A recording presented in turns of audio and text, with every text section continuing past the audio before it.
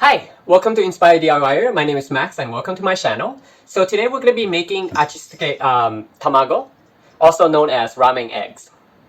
So about 3 days ago I went to have ramen and I noticed how expensive it is to order a ramen eggs, which cost like $1.50 or two when you could be making at home for at a fraction. And I also wanted to make a shashubo in the next few days. So I thought if I make a ramen egg today, we can prepare that on to the shashubo as well. And let's get started. So before we go on any further, please go into your fridge right now and remove the amount of eggs that you wanted to cook. So today I'm going to be making about 3 ramen eggs. So if you want to make more, you can just double the recipe. But this recipe will be good for about 3 to 4 eggs. In this measuring cup, I'm going to be adding about half cup or so of water. And then I'm going to be adding about 1/4 cup of tamari soy sauce.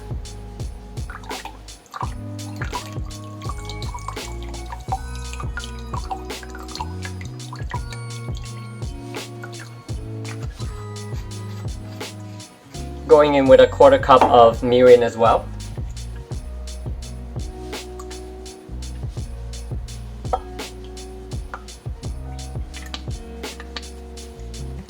And then 1/4 cup of sake.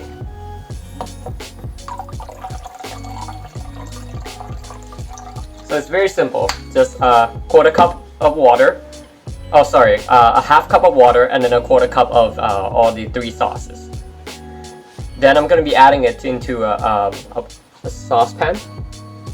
In here I cut a small piece of kombu already and I'm going to be adding in the mixture that we just made. Then you want to bring this to a boil.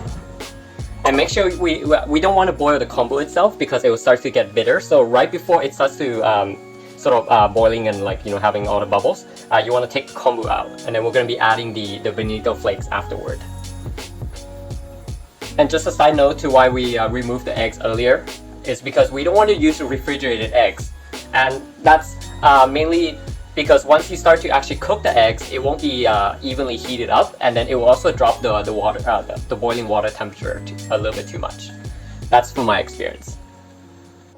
So as you can see here, it's been about 2 minutes or so on a medium high heat, and we're just about ready to take out this kombu here as it starts to boil. And remember not to overboil the kombu because I've done that many times and it's not good, trust me. And then we're going to be adding some katsuobushi or bonito flakes or shaved tuna. There's so many names for that. So this recipe is very simple because we're taking a shortcut of not making the dashi separately. And instead we're just combining them into one because everybody likes shortcut these days, right? So continuing on with cooking the eggs, I just added some cold water and then I just added just about enough water to cover the eggs itself. And here I just removed this back into the measuring cup. So we're going to wait until this water boils and go on from here. So the water is about to boil now, and we wanted to keep the heat around also medium high as well. I just raised it up to high for speeding up the process. But basically, you don't want it to make it boiling like crazy, but you also don't want the temperature to drop too much while cooking the egg. So let it boil just a little bit more. And here's a tip: do not drop the egg in just like that because it's gonna crack the egg. I've tried it so many times, and I've been too lazy to actually use utensils, and I regret doing that every single time. So I'm just telling you so you don't make the same mistakes as me. So this is about right. So let's drop all these eggs in. Just a little bit more. I'm gonna raise it back up to high. Alright, we are good to go. Let's drop that in. Okay, Google, set a timer for 6.5 minutes. Okay, 6 minutes and 30 seconds. See, I even cracked that one as well, but it's okay. It won't be too bad. See, even I made a mistake in front of the camera. But basically, at this point, you want to drop the stove back to around medium to medium low so that it just boil over, but not too much. So there's about 2 minutes left, and we're gonna do something very important now, which is to add some ice into this stainless steel bowl. So we're gonna be shocking all these eggs, essentially stopping them from cooking right away. And this is very important, otherwise you're gonna have an overcooked ramen egg.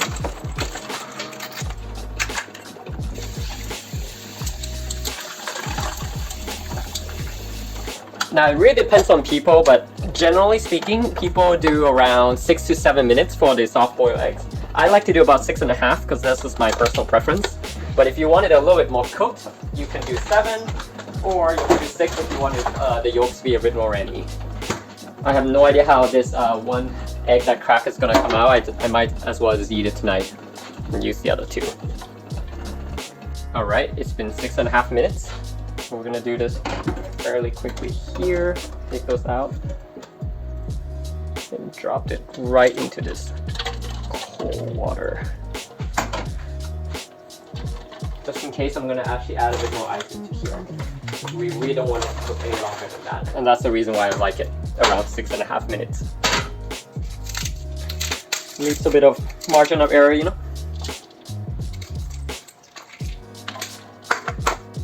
Here you go. And we'll just wait until it's completely cool, and then we'll start to peel the eggs. Alright, now that's cool enough to touch. We're going to be cracking it.